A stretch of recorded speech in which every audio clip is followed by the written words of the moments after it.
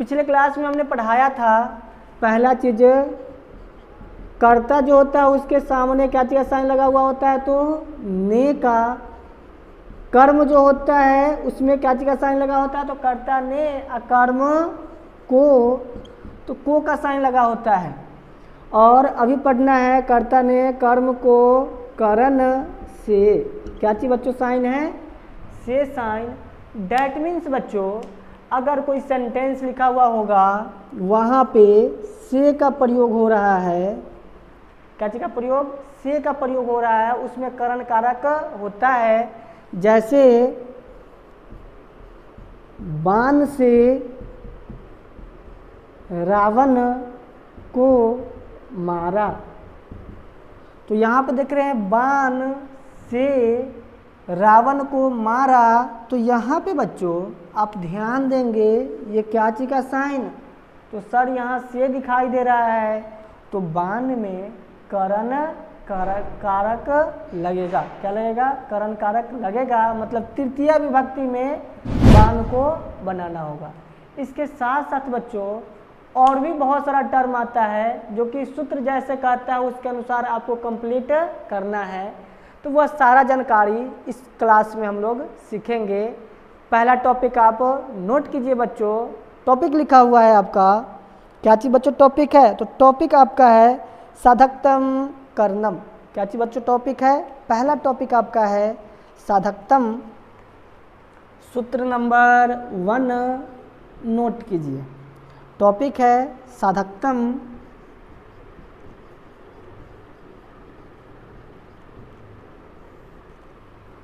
साधकतम कर्णम,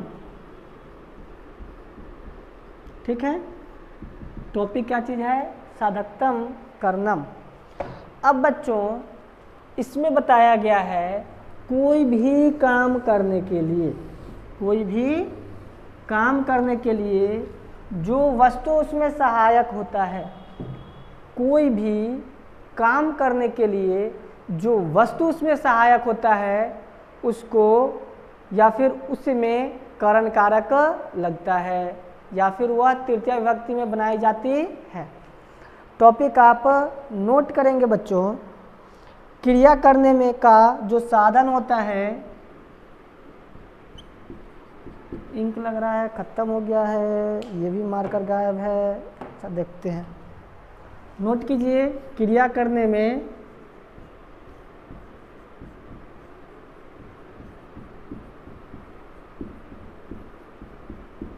जो सहायक, क्रिया करने में जो सहायक होता है या फिर क्रिया करने का जो साधन होता है, साधन होता है, क्रिया करने का जो साधन होता है वह करण कारक कहलाता है, वह करण कारक कहलाता है। क्रिया करने का जो साधन होता है वह करण कारक कहलाता है। और आगे लिख लेंगे करण कारक में, करण कारक में तृतीया विभक्ति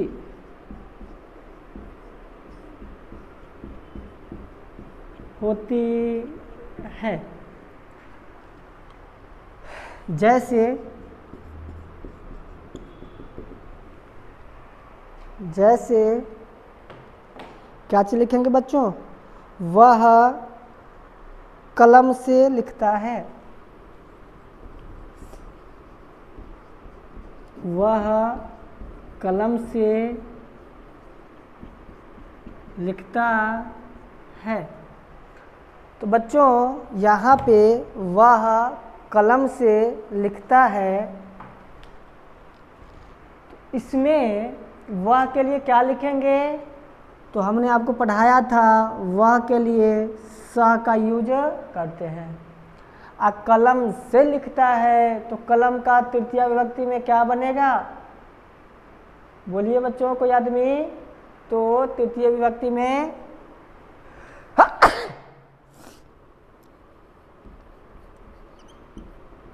कलमेन, कलम का क्या बन गया? कलमेन, और लिखता है तो लिखती। ठीक है, वह कलम से लिखता है, सह कलमेन लिखती। अब बच्चों दूसरा टॉपिक आपका है, उसको आप नोट करेंगे, सहार्थे तृतीया। क्या टॉपिक है बच्चों? सहार्थे तृतीया। इस टॉपिक में कुछ शब्द दिया गया है, वो शब्द अगर कहीं भी अनुवाद में दिखाई दे, इसमें कुछ शब्द दिया गया है, वह शब्द किसी भी अनुवाद में आपको दिखाई दे तो उसमें हमेशा तृतीया विभक्ति का प्रयोग होता है। किस विभक्ति का बच्चों? तो तृतीया विभक्ति का हमेशा प्रयोग होता है। लिखिए, सह कौमा साकम, सह साकम सार्धम और समम। ठीक है, सह साकम सार्धम समम। इस सब का अर्थ क्या होता है बच्चों? तो इस सब का अर्थ होता है साथ। सह मतलब के साथ, शाका मतलब के साथ या साथ में, सार्धा मतलब साथ के अर्थ में यूज होता है, सम मतलब भी साथ के रूप में यूज होता है। तो सह शाकम सार्धम समम, इस सब का अर्थ क्या चीज़ होगा बच्चों? साथ के अर्थ में होगा। ठीक है, सह शाकम सार्धम समम, इन्वर्टेड कॉमा लगा लीजिए। इन सभी शब्दों के योग में इन सभी शब्दों के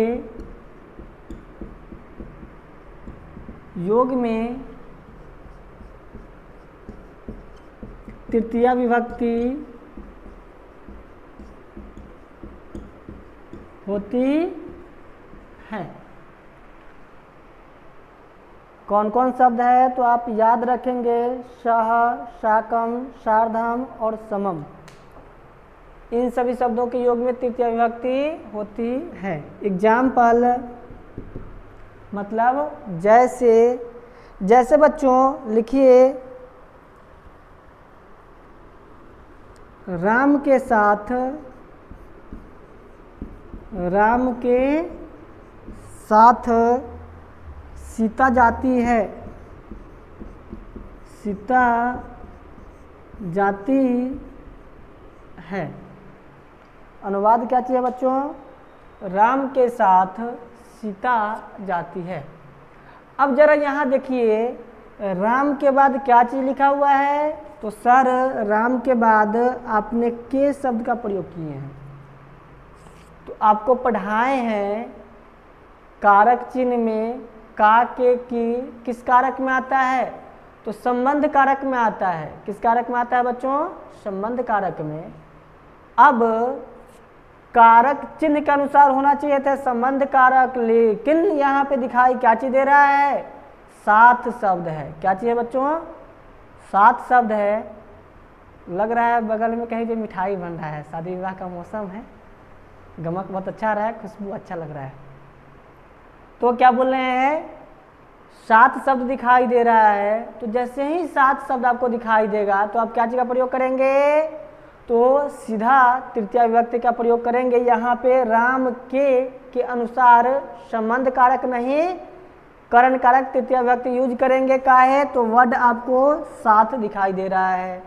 अब राम के साथ सीता जाती है, तो राम का तृतीया विभक्ति में क्या बनाएंगे? तो बालक के अनुसार बालकेन होता है, तो राम के अनुसार रामेन। क्या चीज बच्चों? रामेन सह सीता गच्छति। ठीक है, राम के साथ सीता जाती है तो रामेण सह सीता गच्छति। सीता में कोई विभक्ति वगैरह नहीं लगेगा, ठीक है, केवल राम में ही विभक्ति लगेगा, सीता में कोई विभक्ति वगैरह का प्रयोग नहीं होगा। अब बच्चों अगला टर्म आपका है, इसको आप नोट करें, अगला टर्म लिखाते हैं। थर्ड नंबर आपका टॉपिक दिया हुआ है यिनांग विकार। क्या चाहिए बच्चों? यिनांग विकार।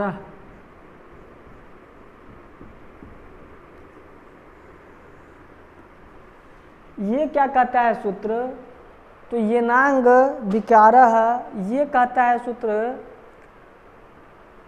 शरीर के जिस अंग से विकार का बोध हो, शरीर के जिस अंग से विकार का बोध हो उसमें तृतीया विभक्ति होती है। क्या होता है बच्चों? तृतीया विभक्ति होती है। जैसे वह कान से बहरा है। क्या चीज बच्चों? जैसे वह कान से बहरा है। अब बच्चों बहिर जो है वो क्या चीज से है? कान से है, तो कान में तृतीया विभक्ति लगता है। कान में क्या लग जाएगा? तृतीया विभक्ति लग जाएगा। टॉपिक को नोट कीजिए, यिनांग विकार लिखिए। शरीर के जिस अंग से विकार का बोध हो, विकार का बोध हो उसमें तृतीया विभक्ति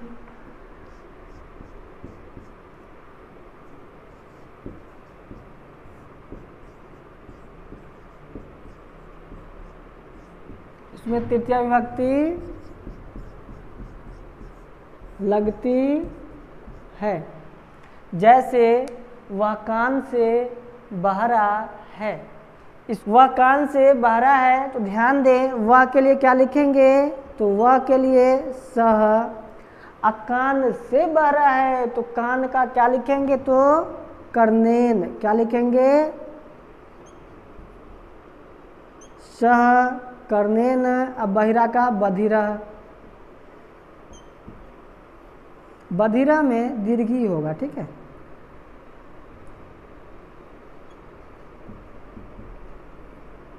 सह कर्णेन बधिरा, वह कान से बहरा है। उसके बाद आगे कुछ और इसका लिखाते हैं। ये आपको बोर्ड के लिए बहुत ही इम्पोर्टेंट क्वेश्चन है। बोर्ड में कई एक बार इससे रिलेटेड बहुत सारा क्वेश्चन पूछा जा चुका हुआ है, इसलिए बच्चों आप कंप्लीट करके जरूर रखेंगे। सेकेंड एग्जाम्पल है, वह आँख से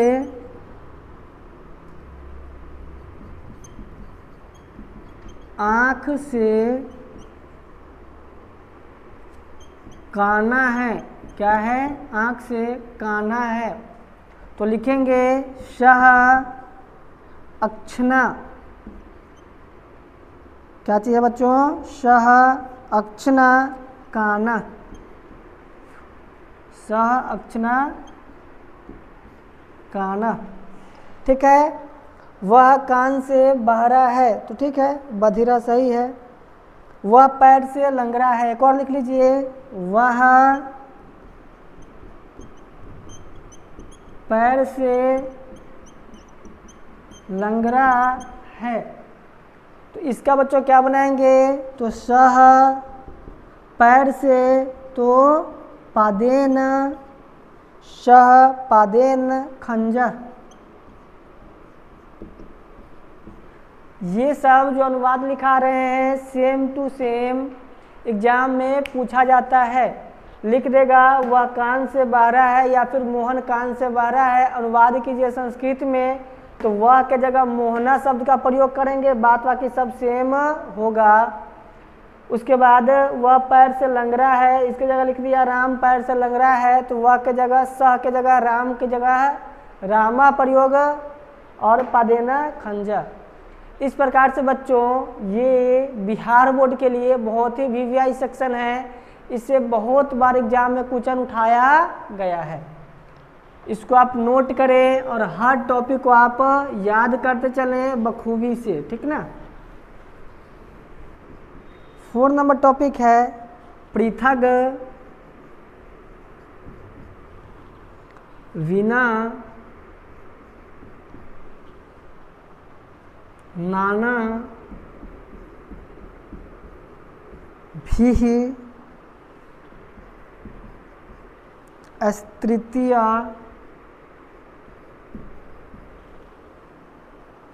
अंतरश्यामा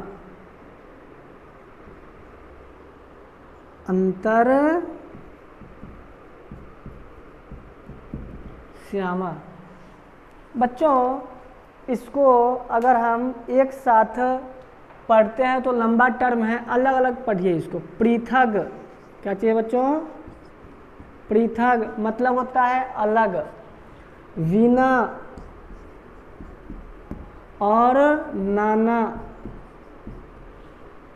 3 इसमें शब्द लिखा गया है। पृथक मतलब अलग होना, बिना मतलब के बिना, मतलब बिना मतलब बिना ही होता है, जैसे राम के बिना अयोध्या शून्य है, जल के बिना नदी उदास है, ठीक है।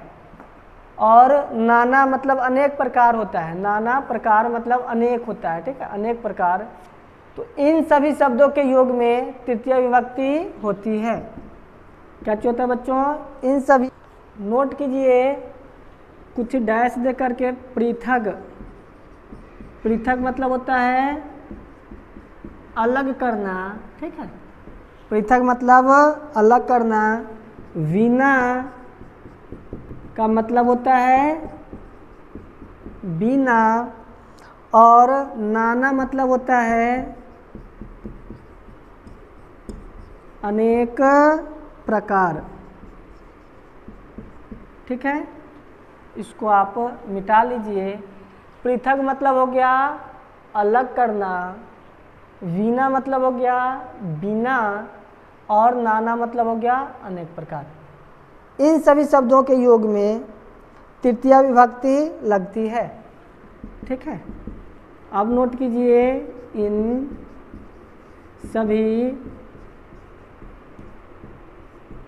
शब्दों के योग में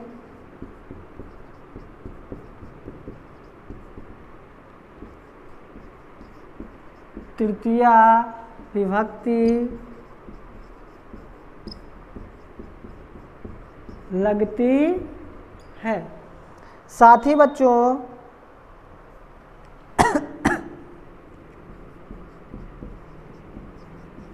साथ ही इसके अलावा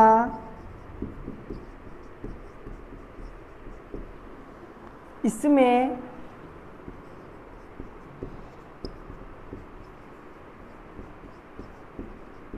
द्वितीया तथा पंचमी विभक्ति, पंचमी विभक्ति लगाई जाती है।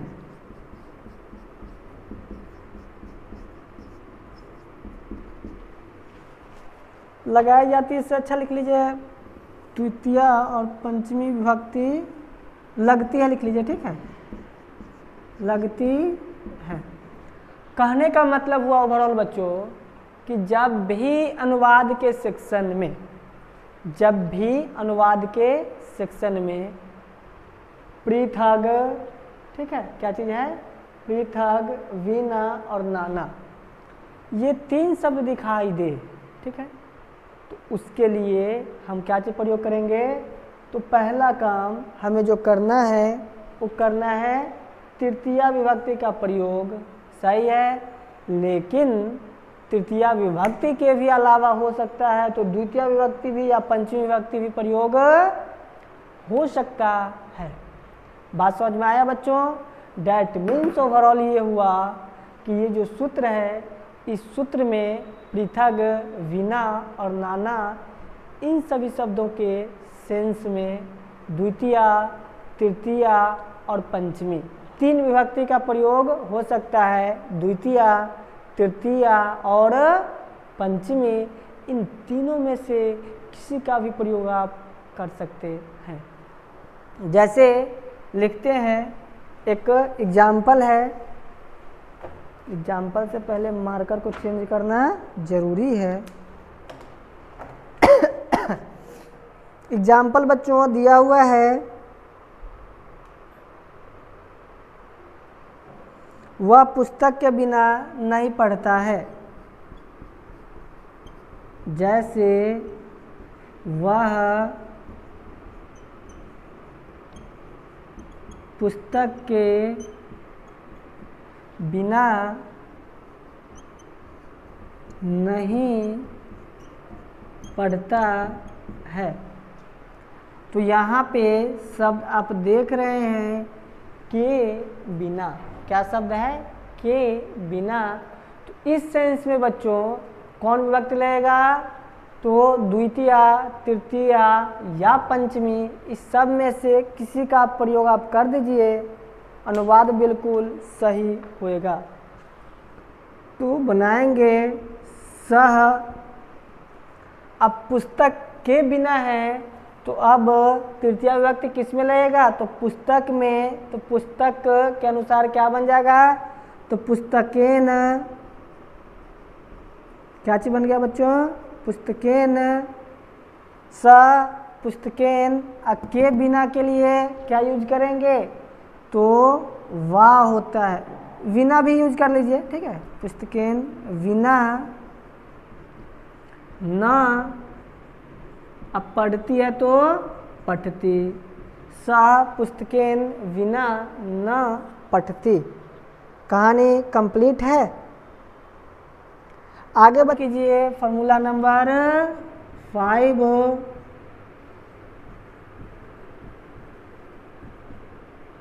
तुल्यार्थे तृतीया, ठीक है। तुल्यार्थ तृतीया में क्या होता है बच्चों? इसमें किसी न किसी चीज से तुलना किया जाता है। क्या क्या आता है? तुलना किया जाता है। और जिस वस्तु से या जिस व्यक्ति से तुलना किया जाए उसमें हमेशा तृतीया विभक्ति होता है। क्या होता है? जिस व्यक्ति या जिस वस्तु से तुलना किया जाए उसमें हमेशा तृतीया विभक्ति होता है। जिन शब्दों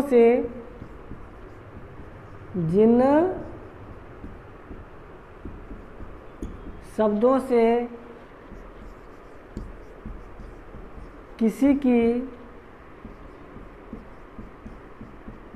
तुलना की जाए या समानता बताई जाए, या समानता बताई जाए, उसमें तृतीया विभक्ति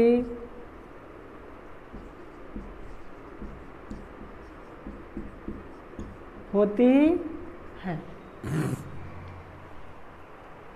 जिन शब्दों से किसी की तुलना की जाए या समानता बताई जाए उसमें तृतीया विभक्ति होती है। जैसे बच्चों आप नोट करेंगे, जैसे लिखा हुआ है धन से अभिमान बढ़ता है। धन से अभिमान बढ़ता है, इसलिए गाना लिखा गया है, मत कर तू अभिमान रे बंदे, मत कर तू अभिमान। अब बच्चों हमें गाना की दुनिया में नहीं जाना है हमें अपने दुनिया में रहना है। स्टूडेंट हैं, एक्टर तो है नहीं, टीचर हैं, टीचर की गरिमा होता है और उसके अनुरूप काम करना पड़ता है।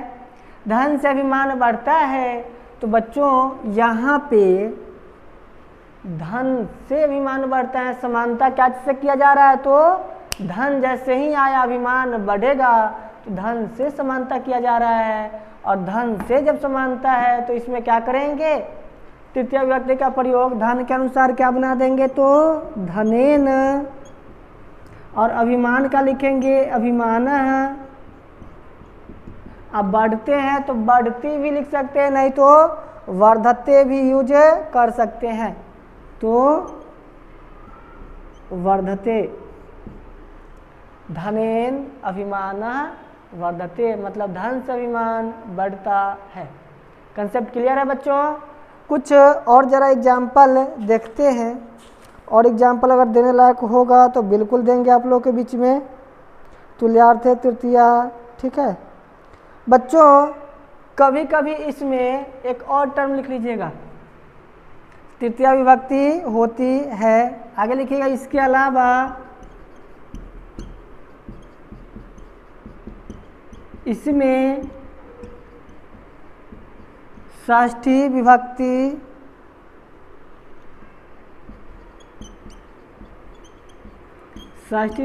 भी लगती है।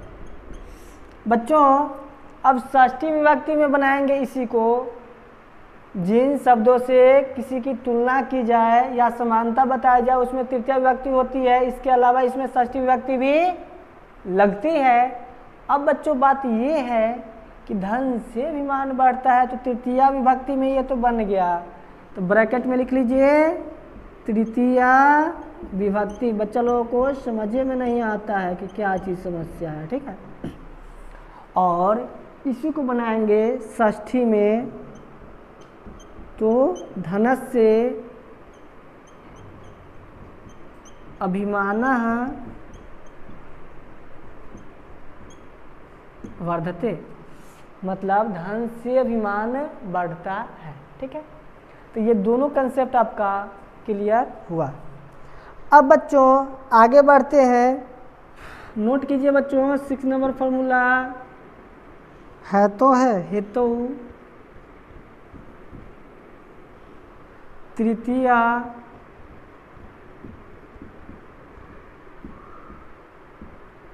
पंचमी च, लिखा हुआ है बच्चों हेतु अर्थात कारण, हेतु अर्थात कारण, और कारण के अर्थ में तृतीया और पंचमी विभक्ति दोनों का प्रयोग होता है तो तृतीया पंचमी च, कारण के अर्थ में कोई बात बतलाई जाए तो उसमें तृतीया और पंचमी विभक्ति का प्रयोग होता है। आप नोट करेंगे, क्या चीज नोट करेंगे, हेतु अर्थात कारण, हेतु अर्थात कारण, किसी चीज का कारण बताई जाए, क्या है, किसी चीज का कारण बताई जाए तो उसमें तृतीया या पंचमी दोनों का प्रयोग होता है। हेतु अर्थात कारण के अर्थ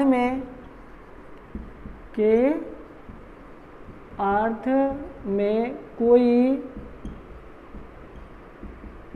बात बताई जाए उसमें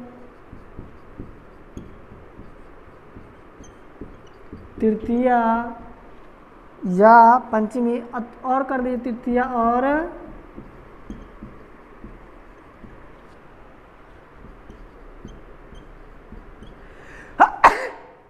तृतीया और पंचमी विभक्ति का प्रयोग होता है,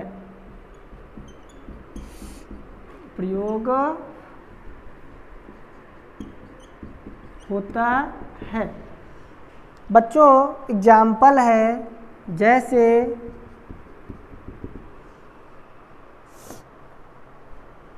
मोहन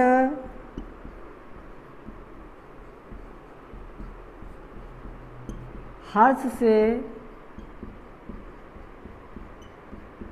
चिल्लाता है।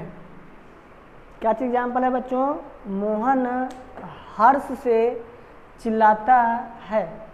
अब यहाँ पे देखिए मोहन को चिल्लाने का कारण क्या चीज है, तो हर्ष मतलब खुशी, खुशी के कारण मोहन क्या कर रहा है, चिल्ला रहा है। तो बच्चों कारण या फिर हेतु या फिर कारण के अर्थ में कोई बात बताई जाए उसमें तृतीय या पंचमी विभक्ति होती है। तो मोहन हर्ष के कारण, तो हर्ष में क्या चाहिए होगा, तृतीय विभक्ति। मोहन का लिखेंगे मोहनः हर्ष से, तो हर्षेन। चिल्लाता है तो चिल्लाने के लिए बच्चों क्या शब्द का प्रयोग करेंगे, क्रंदती का, क्या क्रंदती। ठीक है, मोहनः हर्षेन क्रंदती। ये बच्चों आपका तृतीय विभक्ति में हुआ। किस में हुआ, तृतीय विभक्ति में बना। लेकिन अगर षष्ठी विभक्ति में बनाएंगे तब क्या बनेगा, तो लिख लीजिए षष्ठी विभक्ति। आपको लिखा इसलिए दे रहे हैं ताकि हर सेक्शन आपका कंप्लीट होता रहे। मोहन का लिखेंगे मोहनः, हर्षेन है तो हर्षात हो जाएगा, क्या हो जाएगा, सॉरी पंचमी विभक्ति है ना, सॉरी भाई, गलती हो गया, माफ़ करियो मेरे भाई बहन। पंचमी विभक्ति में मोहनः हर्षात, मोहनः हर्षात, और क्या चीज यूज करेंगे, क्रंदती।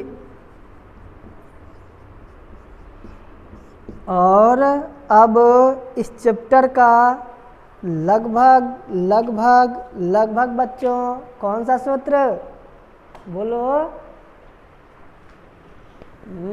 अंतिम है। क्या है, अंतिम सूत्र बच्चों कंप्लीट कराते हैं। उसके बाद अगले क्लास में हम लोग पढ़ेंगे अगला कारक। ठीक ना, जितना पढ़ा रहे हैं, जितना हंसी मजाक में चल रहा है क्लास, उससे ज़्यादा अच्छा आपका काम है रिवीजन करने को। अगर रिवीजन नहीं हुआ तो फिर सारा का सारा पढ़ाया गया गुरु गोबर हो जाएगा, मतलब मिट्टी में मिल जाएगा। अंतिम बच्चों सूत्र है, लगभग सब कंप्लीट हो गया हुआ है, हाँ जी हो गया हुआ है। ये एग्जाम के दृष्टि से बहुत ही इम्पोर्टेंट है। इत्यम भूत लक्षणे, इत्यम भूत लक्षणे वा उप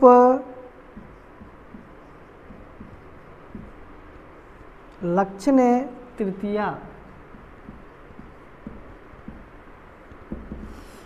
इत्यम भूत लक्षणे वा उपलक्षणे तृतीया। इसमें क्या बता रहा है, किसी भी व्यक्ति या वस्तु के लक्षण या उपलक्षण से उसका पहचान किया जाए तो उसमें तृतीया विभक्ति का प्रयोग होता है। किसी भी व्यक्ति का किसी को लक्षण या उपलक्षण से पहचान किया जाए, लिखिए, यदि किसी व्यक्ति या वस्तु की पहचान किसी लक्षण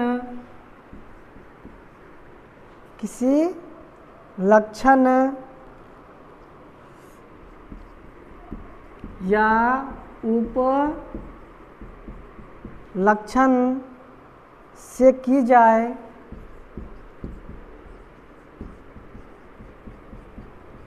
तो उसमें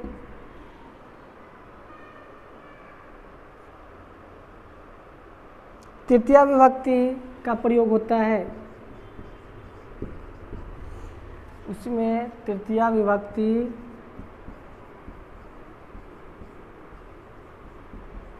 का प्रयोग होता है। मतलब किसी व्यक्ति या वस्तु की पहचान किसी लक्षण या उपलक्षण से की जाए, उसमें तृतीया विभक्ति का प्रयोग होता है। अब बच्चों एग्जाम्पल आप नोट करें, जैसे वह, नोट कीजिए एग्जाम्पल है, वह जटा से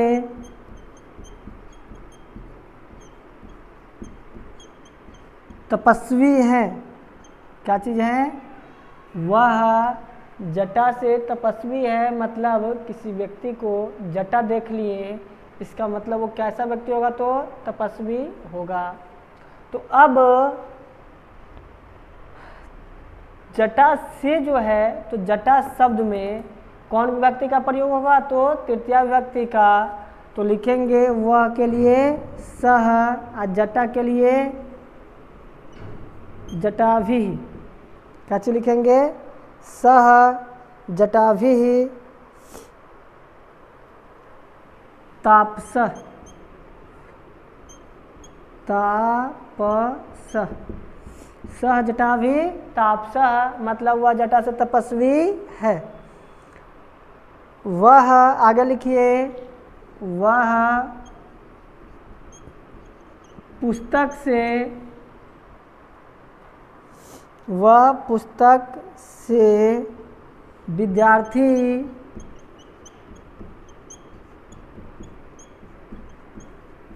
मालूम पड़ता है। बोर्ड का फेवरेट सेक्शन है, कई एक बार ये क्वेश्चन सेम टू सेम पूछा है।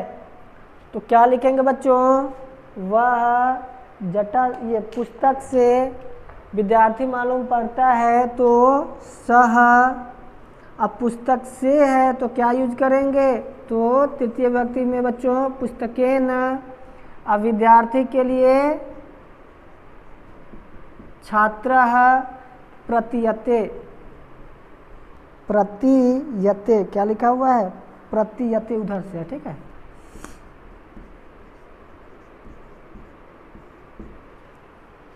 ये बच्चों आपका करण कारक के अंतर्गत तृतीया विभक्ति से संबंधित जितना भी सूत्र था, सारा का सारा सेक्शन आपका कंप्लीट हुआ, ठीक है। आपका काम है इन सभी सूत्रों को रिवीजन करना और कंप्लीट कर लेना। बच्चों अगर आप YouTube पे देख रहे हैं तो हमारा अपना एप्लीकेशन है गुरुकुलम ऐप, जो टीचिंग ऐप है। वीडियो के डिस्क्रिप्शन बॉक्स में उसका लिंक दिया गया है, आप वहाँ से डाउनलोड कर लें। और बहुत ही सस्ता बैच, बहुत ही कम दामों में सस्ता बैच CBSE बोर्ड के लिए और बिहार बोर्ड के लिए अलग अलग बैच है, ठीक है। वो हमारा एप्लीकेशन पे उपलब्ध कराया गया है। अगर आप बैच परचेज करते हैं तो आपको बैच के अंतर्गत जितनी भी संस्कृत का जानकारी है, चाहे आपका लिटरेचर से रिलेटेड हो, ग्रामर से रिलेटेड हो और भी पोर्शन से रिलेटेड हो, सारा का सारा सेक्शन वहाँ पे हम पढ़ाएंगे, ठीक है। तो बच्चों आज की क्लास को इतना ही पे स्थगित करते हैं, मिलते हैं अगले क्लास में। एप्लीकेशन को आप डाउनलोड करें और बैच अवश्य परचेज करें।